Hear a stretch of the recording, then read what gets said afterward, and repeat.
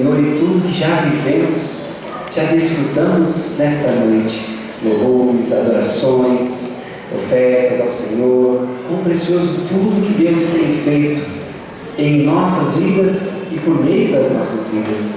Quero convidar os amados a abrirem suas Bíblias no Evangelho de Mateus, capítulo 16, os versos 24 e 25. Eu vou pedir a você, em reverência à palavra do Senhor, que se coloque em pé à medida que encontrar o texto. Evangelho de Mateus, capítulo 16, os versos 24 e 25.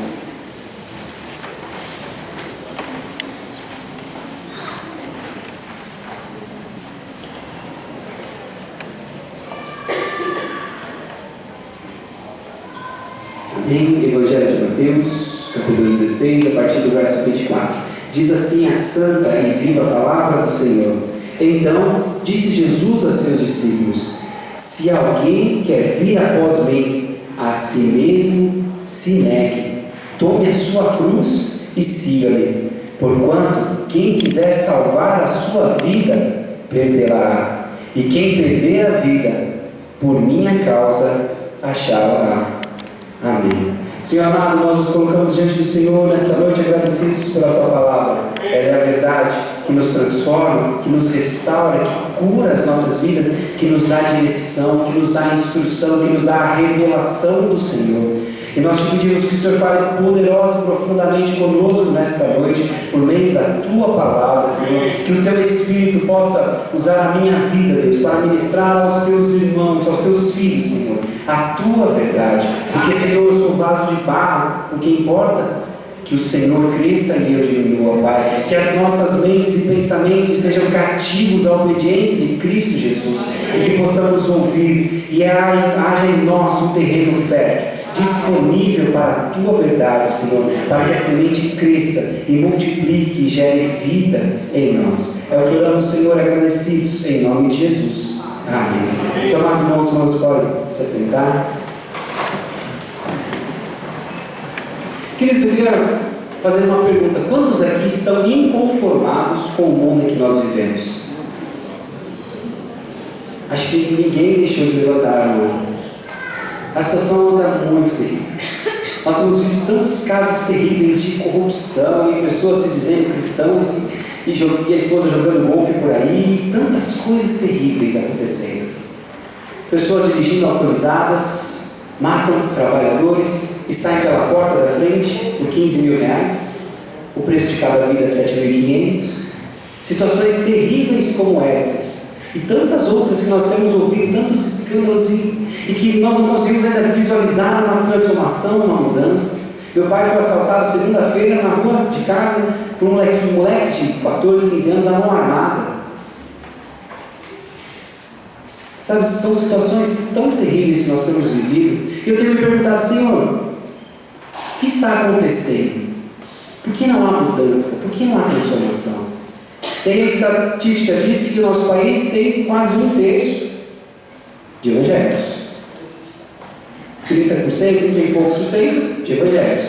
Há uma estatística que diz que existe também a mesma proporção de evangélicos de desviados. Então dá para a gente dizer mais ou menos que 2/3 do Brasil já teve algum acesso a alguma informação à Bíblia. Não é verdade? Ou se diz cristão, ou já passou por uma igreja. Eu falo: Senhor, tem alguma coisa muito errada. Porque se 1/3 da população vivesse e cresce na palavra do Senhor, já não era para ser assim. O Senhor disse que pouparia Sodoma e Gomorra se achasse? Se na nossa nação houvesse 1/3 que cresce, que vivesse, que andasse profundamente no Senhor, nosso Brasil seria diferente. Nosso Brasil seria transformado. E hoje de manhã o pastor Daniel trouxe uma palavra muito abençoada. Quem esteve aqui de manhã foi tremendamente edificado. E a palavra dele falava sobre a conversão, a verdadeira conversão, não o convencimento, mas a conversão que gera vida, que gera mudança, que gera transformação. E diante dessa situação que nós temos vivido no nosso país, e diante dessa palavra que o pastor trouxe, o Espírito Santo trouxe algo ao meu coração. E ele tem trabalhado isso em minha vida de uma forma muito intensa. E é algo, queridos, que precisa nos ajudar, nos levar ao amadurecimento, ao crescimento espiritual. O Senhor não nos chamou como igreja, amados amadas, a ficarmos bebendo leitinho, a ficarmos, como hoje compartilhamos na escola dominical, abusando da graça. Deus me perdoa mesmo, então eu vou vivendo do jeito que dá, peço perdão, vivo outra semana do jeito que dá, peço perdão. E às vezes vamos andando de forma como crianças, na mediocridade. E a mediocridade é medianos, sendo que fomos chamados pelo Senhor para sermos vitoriosos, mais que vencedores, para sermos sal e luz neste mundo. Mas por que não temos vivido tudo isso? E aí veio a pergunta, aí vem o que Jesus nos falou. Quem não negar a si mesmo, carregar a sua cruz, perder a sua vida, não vai ganhá-la e não consegue me seguir. Eu falo, Senhor, meio radical, né? O Senhor já morreu na cruz por mim, para me dar vida em abundância, por que eu tenho que perder minha vida? O Senhor já pagou o alto preço que era preciso pela minha salvação. Por que é que eu tenho que perder a minha vida? Por que eu tenho que carregar a cruz? A palavra diz que o fardo é leve, o jugo é suave, lá em Mateus 11, verso 30. Por quê? Para a gente entender por que o Senhor demanda de mim e de você tamanho desprendimento das nossas vidas, tamanho desprendimento da nossa vontade. Nós vamos entender um pouco da nossa essência. Lá em 1 Tessalonicenses 5:20, a palavra nos diz que nós somos um espírito que tem uma alma e habita no corpo. Não está escrito assim lá, mas diz que o espírito, alma e corpo. Nós somos seres, que se fala tripartidos: espírito, alma e corpo. E por que nós vamos entender isso, queridos? Porque cada elemento do nosso ser tem uma função, tem um propósito, tinha um plano perfeito de Deus. E esse plano perfeito se desvirtuou quando aconteceu o pecado. Para a gente entender um pouquinho mais o que seria o Espírito. O Espírito é a nossa parte que tem comunhão com Deus. Deus é Espírito, e importa que aqueles que o adorem em Espírito e em verdade. É o nosso Espírito que tem comunhão com Deus. Quando Deus fala conosco é por meio do Espírito. Ele é o canal de discernir. O Espírito tem consciência, intuição e comunhão. Faz parte do nosso Espírito. O segundo elemento que faz parte do nosso ser é a alma. A alma é a sede da personalidade do eu. É onde está a vontade, o intelecto, as emoções fazem parte da nossa alma. E nós temos a carne. A carne é a nossa parte que faz contato com o mundo, que faz a mudança do espiritual, da alma, que é um sentimento, para material, aquilo que apalpa, que cuida. É onde estão os nossos sentidos: paladar, olfato, tato. Esse é o nosso corpo. E o ideal e perfeito de Deus, queridos, era que o Espírito coordenasse a alma e a alma administrasse o corpo. Assim Deus criou Adão e Eva e os colocou lá no paraíso. Disse Deus, soprou sobre o barro e ele se tornou a alma vivente. O Espírito, alma e corpo. E eles estavam lá, Adão e Eva, no paraíso, todo feliz e contente, quando veio a serpente e ofereceu o fruto, lembrou, motivou a comer daquele fruto. E diz, a Eva falou, viu que o fruto tinha aparência de ser gostoso, de ser saboroso, de parecer. O que sentiu a carne? Ficou tentada a comer aquele negócio gostoso. De todo o paraíso, podia fazer o que quisesse, não podia comer daquela árvore. E gerou esse desejo, essa vontade. Foram lá, comeram. E é interessante que Deus disse, se vocês comerem do fruto, vocês vão morrer. E eles foram lá comer do fruto e eles morreram? Fisicamente, não. Mas o espírito humano morreu a partir daquele ato. Morreu no sentido de que ficou atrofiado, de que perdeu o controle sobre a alma. Deixou de ter controle sobre a alma a partir do pecado. A partir da falha, pecado de Adão e Eva. Então, queridos, nós vamos entender que a partir desse momento, quem começou a coordenar e a mudar? O corpo. Começou a mudar na alma. E a união do corpo com a alma forma a carne, que nós tanto ouvimos na palavra. A nossa luta contra a carne. Quem é a carne? É a união da nossa alma que deveria obedecer ao Espírito, mas está obedecendo à carne, aos desejos, às vontades, aquilo que o corpo anseia, que o corpo quer. Eu sei, irmãos, que é um negócio meio complexo. Por isso que eu falei que eu orei muito ao Senhor, jejuei ao Senhor por essa palavra. Eu falei, Senhor, eu sei que é uma palavra densa, não é uma palavra, não é lentinho, mas é algo profundo, queridos, que Deus deseja ministrar aos nossos corações.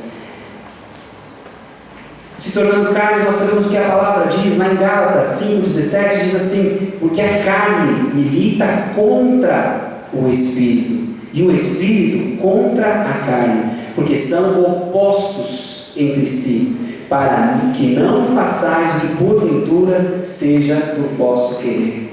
A nossa carne, queridos e queridas, está militando o tempo todo contrária às coisas do Espírito, contrária às coisas de Deus.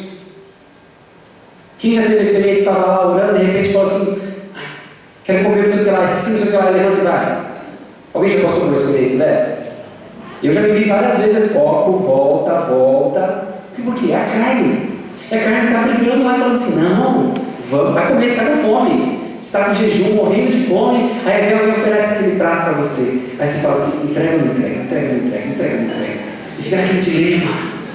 Por quê? É a sua carne doida para comer. Quando você quer que ela se submeta e permaneça em jejum, permaneça sendo tratada por meio do jejum. Então temos a carne, temos a nossa alma, o nosso eu. E sabe por que, queridos, que Jesus foi tão radical naquela expressão? Que é preciso morrer, é preciso deixar e abandonar a sua vida, ligar a si mesmo, porque nós conseguimos servir a Deus na carne, porque nós conseguimos fazer a obra de Deus na nossa alma. Pastor, mas a carne não é só ruim. Mas se você moldar, ela vai ser aparentemente boa, vai fazer coisas boas, vai te fazer vir à igreja todo domingo, vai te fazer participar do culto, até da dízimo, até da oferta. Mas onde está o centro da sua vida? Aonde está o motivo, o propósito? Aonde está o porquê você faz aquilo? Em você, no seu prazer, na sua vontade, no seu querer. Muitas vezes, queridos e queridas, nós achamos que a carne é ruim porque ficamos pensando só no pecado, as coisas erradas que fazemos por causa da carne. Mas é possível fazermos as coisas, queridos, servir a Deus na nossa própria carne, na nossa própria capacidade, nas nossas habilidades, no nosso esforço, na nossa luta, no nosso intelecto. Eu vou estudar, eu vou aprender, eu vou decorar, eu vou fazer aquele negócio. Nosso bispo José Carlos Pérez esteve conosco na Semana para Jesus, e numa das vezes que ele estava pregando, ele falou assim: é possível que a gente faça a obra de Deus sem Deus. Fazer o propósito, estamos lá, estamos caminhando, estamos lutando pelo Senhor, que é o projeto da Semana para Jesus, mas corremos o risco de fazer tudo isso sem Deus, sem a presença de Deus, sem a direção de Deus, sem a unção de Deus, queridos. Isso é pecado. Andar na nossa carne, andar na nossa alma, vai contra os propósitos do Senhor.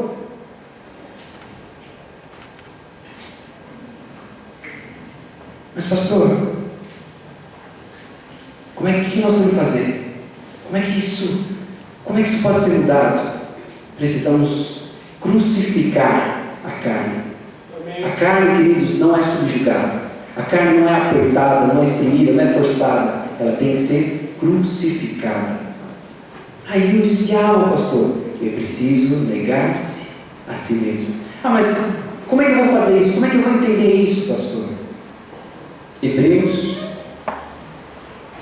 4,12 diz assim: porque a palavra de Deus é viva e eficaz, mais cortante do que qualquer espada de 2 gumes, e penetra ao ponto de separar, dividir a alma e espírito, juntas e medulas, e é apta para discernir os pensamentos e propósitos do coração. Queridos e queridas, somente pela palavra de Deus seremos transformados ao ponto de conseguir que a nossa carne seja crucificada e que nós consigamos negar a nós mesmos, carregar a nossa cruz. Por que o mundo lá fora perece e a nossa nação está do jeito que está? Porque muitos de nós temos vivido na carne, fazendo a obra de Deus na unha, no nosso esforço, na nossa capacidade, no jeito que eu consigo, no que eu quero. Não usamos, não fazemos mais do que? Porque eu não consigo. E só a palavra de Deus pode transformar as nossas vidas. É apta para penetrar, para cortar, para ir lá e separar as coisas da carne, separar a alma, somente pela palavra do Senhor. Pastor, então é só olhar a Bíblia e resolveu? Eu fui lá e li, tcharam, aconteceu? Não, queridos. Porque quando lemos a Bíblia, a nossa mente reconheceu aquilo. Mas aquela informação, queridos, ela não pode ficar só na mente, ela tem que ir para o nosso espírito. E como é que ela vai para o nosso espírito? Por meio da revelação de Deus. Efésios 1,17, o apóstolo Paulo estava orando pela igreja pelos Efésios e disse assim: oro a Deus para que o Deus de nosso Senhor Jesus Cristo, o Pai da glória, vos conceda espírito de sabedoria e de revelação no pleno conhecimento dele. Espírito de sabedoria e de revelação no pleno conhecimento dele. Queridos, nós não podemos nos apoiar só porque lemos um versículo bíblico. Nós precisamos ler aquilo e clamar ao Senhor: Senhor, transforma isso em uma verdade em mim, transforma essa palavra numa palavra revelada, numa palavra viva. E quando a palavra é revelada a nós, queridos, a imagem que eu tenho, sabe aquele carimbo de boi que põe quente assim e fica a marca? Isso é a palavra revelada. Ela fica marcada em nós, que você, palpável, de tão profunda que ela se torna em nossas vidas. Isso é a palavra revelada do Senhor. E essa revelação não vem pela nossa lógica, não vem pela nossa habilidade lógica em entender e em compreender as coisas. Eu não esqueço uma vez, quando eu estava na faculdade de teologia, das horas de atividades que a gente tinha que fazer, eu fui fazer atendimento lá no Viaduto Pedroso, para a comunidade do povo de rua.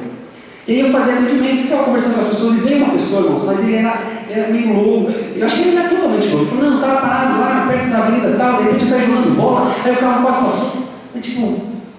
E eu falei: Senhor amado, como é que eu faço com esse cara? Ele é meio pinhal, tem problemas, né? Como é que ele vai entender, aceitar Jesus? O Espírito Santo falou para mim assim: quem disse que para ele aceitar Jesus ele tem que entender no seu intelecto? Quem te disse? Eu falei: opa. Muitas vezes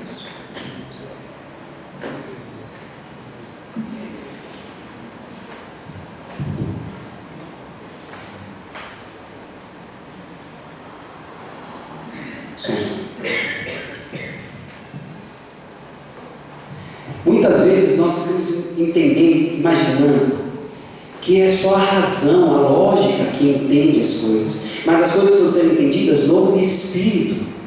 Porque senão, às vezes, nós lemos um texto, ouvimos aquele texto e chegou segunda-feira. Quantos já chegaram na segunda-feira? Se te perguntassem o que o pastor pregou no domingo, você ia lembrar? Quantos aqui já tiveram essa experiência? Não precisa levantar não, acho que muita gente, e eu já passei por isso. Às vezes a gente esquece que a gente pegou, aí fica aqui, preguei, né? Por quê? Porque às vezes só ficou no intelecto, na lógica, na razão, não ficou no Espírito, não se tornou uma palavra viva de Deus em nós. Às vezes estamos buscando sentimentos, achando que Deus vai falar por meio do arrepio, mas se arrepiar é de Deus. Queridos, Deus é muito mais, Ele pode arrepiar, pode, Ele pode fazer coisas tremendas, pode. Já vi gente que levitou, testemunhou e falou assim: irmão, eu aceitei. Ele falou bem assim, o cara era muito racional. Ele falou assim: você não acreditar, o problema é seu, mas que eu levitei. E teve ali a experiência dele com o Senhor. Porque não foi no entendimento, na lógica dele, foi pela fé, foi pela revelação da palavra que se tornou viva nele. A palavra de Deus que se tornou viva no Senhor. Quando Deus deseja, queridos, que nós nos convertamos, Ele não deseja que a gente só ouça a palavra e só declare: Jesus é meu Senhor e Salvador. Esse é o primeiro passo. Mas a partir disso nós vamos crescer, amadurecer, conhecer da palavra, buscar mais profundamente, buscar mais intensamente o Senhor. Deus não deseja, meu amado, amada, ficar dando leitinho aguado para mim e para você. E dá trabalho, porque eu tenho 2 bebês em casa e nós vamos lá toda vez, pega o leitinho, faz 6 colheres para um, pega 7 colheres para o outro, chacoalha, põe o micro-ondas. Dá trabalho o leitinho. A gente fica esperando a hora que as crianças vão comer o que a gente come. E Deus espera o mesmo de mim e de você. Não quer dizer que Ele não terá a paciência e o amor de te ensinar, mas Ele espera que a gente cresça, que a gente aprenda, que a gente possa comer coisas profundas, comer feijoadas do Senhor, entender das coisas espirituais. Porque as pessoas lá fora estão esperando que eu e você sejamos os instrumentos de Deus. Então entendemos a necessidade da revelação. E muitas pessoas, queridos, fracassam porque só estão baseados no entendimento intelectual.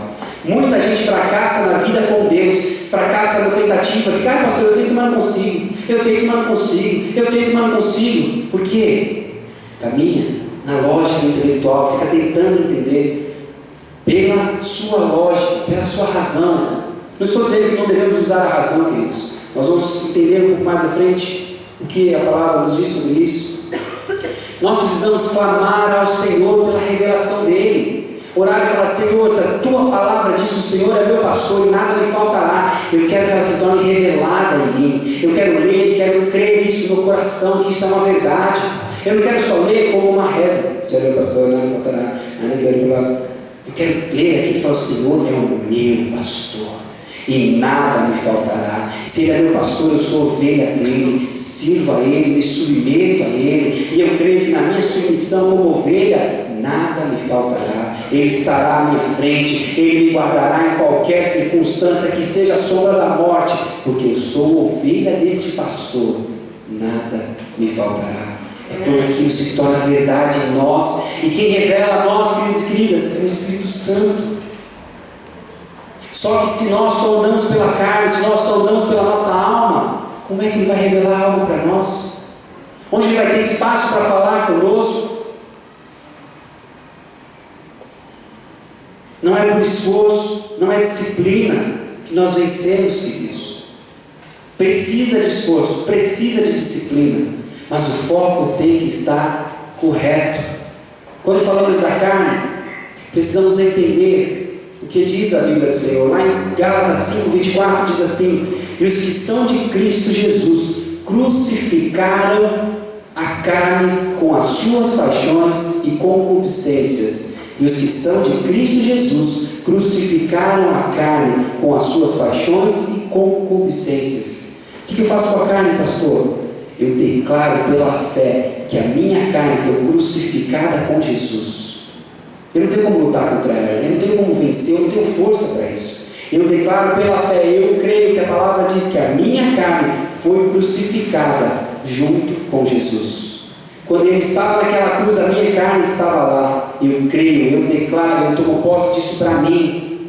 E assim eu submeto a minha carne à morte, para que ela não reine mais, para que ela não domine, para que ela não instrua o meu caminhar, para não andar na nossa força, queridos, para não andar na nossa capacidade, no nosso braço poderoso, mas andarmos na dependência do Senhor, ou mesmo para não andarmos porque a gente não tem força. E se eu não tenho força, eu não vou tentar. Se eu não consigo, não adianta fazer. A carne tem que ser crucificada, e ela é crucificada por uma declaração de fé, de que ela foi crucificada em Cristo Jesus. Ah, pastor, mas e a alma? A nossa alma é preciso fazer o que nós lemos em Mateus. Então disse Jesus: se alguém quer vir após mim, a si mesmo se negue, tome a sua cruz e siga-me, porquanto quem quiser salvar a sua vida, perdê-la-á, e quem perder a vida por minha causa, achará. Queridos, nós só podemos dar frutos espirituais se somos dirigidos pelo Espírito. Amém. Se somos dirigidos pela carne, queridos, nós não damos frutos espirituais.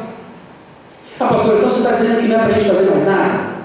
Não. Eu estou dizendo que é para fazer tudo o que precisa ser feito, mas sempre na direção, sempre na submissão, sempre na humildade do Senhor, sempre buscando a direção e orientação dEle. Amém.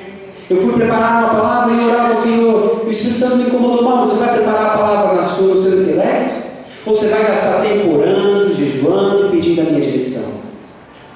Aí está a diferença. A preparação, a busca, o propósito. Queridos, se a gente vai na nossa carne, servimos ao Senhor, fomos ao encontro de casais, fizemos lá, participamos e fizemos o nosso trabalho, não sei o quê. Quando a gente vê os testemunhos de casais e a gente fez por nós mesmos, quantas vezes nós vamos falar assim: eu sou o cara, hein? Nossa, ó, Deus me usou, eu sou o cara. E a glória de quem? Nossa. E o fracasso, quando tentamos fazer na carne, não, também de quem é? É nosso. E aí nos frustramos tanto com o fracasso quanto com a glória própria. Porque o Senhor não nos chamou para termos glória para nós mesmos, para que o nosso nome seja glorificado, para que nós sejamos famosos e conhecidos por ser um homem de Deus, um servo do Senhor. Quem tem que brilhar é Ele. Foi muito interessante que hoje o Espírito Santo me lembrou de uma imagem. Muitas pessoas olham para a Lua e acham que a Lua tem brilho próprio. Mas a Lua não tem brilho nenhum. O que ela reflete? A luz do sol. O Senhor nos chamou a sermos luas, para refletir a luz de quem? Dele. Nós precisamos nos posicionar, nós precisamos estar no lugar certo, nós precisamos fazer o que é a nossa parte, mas na força, na direção, na liderança, na submissão a quem? Ao Espírito Santo. A direção é o propósito de Deus. Não podemos mais, amados e amadas, andar na nossa própria força. Não podemos mais andar naquilo que a gente consegue fazer. Por que não vencemos? Porque é a nossa força. Somos nós tentando. E o Senhor diz para andar na força dEle, no poder dEle, porque somos mais que vencedores em Cristo Jesus. Somos mais que vencedores. É nele, é na força dEle, é no poder dEle. Nós vamos pegar a rabeira do Senhor. Vamos pensar, vamos usar o nosso raciocínio, vamos usar a nossa mente, vamos usar o nosso corpo, mas debaixo da direção, debaixo da orientação, debaixo do Espírito Santo. Amém. Ah, pastor, legal, bonito falar, mas como é que eu faço? Queridos, é fé. É fé. Não dá para dar uma receitinha, irmãos, orem 3 Pai Nossos, jejuem 4 dias, 5 pulinhos. Não, é fé, é se colocar diante de Deus de coração sincero e dizer: Senhor, eu quero negar a mim mesmo, eu quero tomar a minha cruz e fazer o que for preciso, para que o Teu Espírito dirija a minha vida e não eu. Para que eu ande na direção do Senhor, nos sonhos e propósitos que o Senhor tem, e não nos meus sonhos. Nós estamos vivendo esse tempo de procurar um trabalho, esse tempo de desafio ministerial, orando ao Senhor: Senhor, será que é tempo que o Senhor está nos chamando ao ministério de tempo integral? Será que é tempo de permanecer trabalhando? Qual é o seu propósito? E o Senhor tem dito para mim: espere em mim, espere em mim, não se antecipe. Não saia correndo, não faça coisas sem esperar na minha direção. E assim, meu querido, minha querida, Deus deseja que a gente ande sensíveis à voz. Nós somos tudo correr, vamos correr, na verdade. Diante do desafio, o que a gente faz? Se eu sei que eu vou conversar com alguém, a gente vai lá, se prepara, se organiza. Agora a palavra nos diz que diante do desafio, quem nos revelaria naquela hora o que deveríamos falar? O Espírito Santo. Mas a gente faz o quê? Se antecipa. Não. Vai o que acontece, eu já me preparo, já vou armado, já vou preparar minha lógica, meu raciocínio, como é que eu vou fazer. Ao invés, não estou dizendo que não vamos nos preparar, mas vamos andar sempre na dependência do Senhor. Amém. Quando estiver diante dos desafios, a hora que vier aquele ímpeto de fazer o que eu quero fazer, para um instante e fala: Senhor, o que o Senhor quer que eu faça? Senhor, o que o Teu Espírito deseja me instruir nesta hora? E Ele fala, queridos. Ele fala conosco quando nós crucificamos a nossa carne, quando nós subjugamos a nossa alma e dizemos: alma, você vai obedecer ao Espírito, não vai mais obedecer às vontades da minha carne. Então, querido e querida, nós começamos a ter mais intimidade, nós começamos a ouvir a palavra do Senhor se revelar a nós. É um passo de cada vez, mas parte de uma decisão, parte de uma escolha de dizer: Senhor, eu não quero mais andar na minha carne, eu não quero mais andar na minha alma, eu quero andar na tua força, na tua direção, no teu propósito, fazendo o que o Senhor quer que eu faça. A vontade de Deus é boa, perfeita e agradável. E Ele vai desejar que eu e você façamos algo que não vai chegar neste algo. Às vezes o começo é difícil, às vezes o processo é demorado. Hoje de manhã nós acordamos, o Miguel estava com febre, e aí o remedinho docinho acabou, só tinha remédio azedo. Aí eu falei para a Dani: dá esse. Ela foi, pôs um pouquinho na boca dele e cuspiu. Aí ela foi lá, reabasteceu a seringuinha e falei: Miguel, se você não tomar, nós vamos fazer você tomar. Não. Falei: então tá bom. Segurei os braços dele, tapei o nariz. Aí ele foi lá, mandou ver na seringuinha, bebeu, chorou um monte. Por quê? Porque ele precisava do remédio, ele estava com febre. Mas ele gostou de tomar o remédio? Não gostou. Foi preciso fazer, quis por vontade própria? Não quis. Então, às vezes, queridos, eu e você estamos nesse propósito, nessa luta. E se a gente ficar forçando a barra, talvez chegue um momento em que Deus precisa prender os braços, tapar o nariz, para ver se a gente engole aquilo que Ele quer dar. Por amor, por disposição, porque nós queremos. Por isso, queridos e queridas, eu termino essa palavra, eu quero desafiar você, que deseja viver esse nível de intimidade com o Senhor, de dizer: Senhor, eu não quero andar na minha força, eu preciso da revelação, eu preciso da direção do Teu Espírito, eu quero me aprofundar no Senhor. Eu te convido a vir ao altar, a dar um passo de fé para expressar no seu coração, expressar fisicamente: Senhor, eu estou caminhando na sua direção, porque eu quero esse nível, eu quero viver essa dimensão mais profunda, mais intensa, mais poderosa do Senhor, para viver tudo aquilo que o Senhor tem planejado para a minha vida, para a minha família, para a minha casa. Então, meu amado e amada, se você sente esse desejo no coração, quero te convidar a estar no altar, quero convidar a dar esse passo de fé, a vir e dizer: Senhor, eis-me aqui. Enquanto será ministrado um cântico, eu convido você a cantar junto. E ele diz: eu olho para a cruz eu vou. É cruz, é lugar de submissão, é lugar de rendição, é lugar onde nós nos colocamos dependentes do Senhor, onde nós vamos lá e dizer: Senhor, eu não tenho força para nada, se depender de mim eu não consigo fazer nada, mas dependendo do Senhor, eu sou mais que vencedor. Dependendo do Senhor, eu sou forte e corajoso. Dependendo do Senhor, eu posso andar sobre as águas. Dependendo do Senhor, eu posso orar e eu verei os enfermos sendo curados. Dependendo do Senhor, eu andarei e verei vidas se entregando a Jesus. Porque não é na minha força, não é no meu braço forte, não é na minha capacidade, mas na minha confiança nele, na minha dependência dele, na minha espera nele, no Senhor. Por isso eu convido você que está aqui à frente, faça uma oração, abra o seu coração ao Senhor, vai dizendo: Senhor, eu não quero mais viver uma mediocridade, eu não quero viver uma vida superficial, eu não quero ficar tomando leitinho, eu quero viver uma vida profunda no Teu Espírito.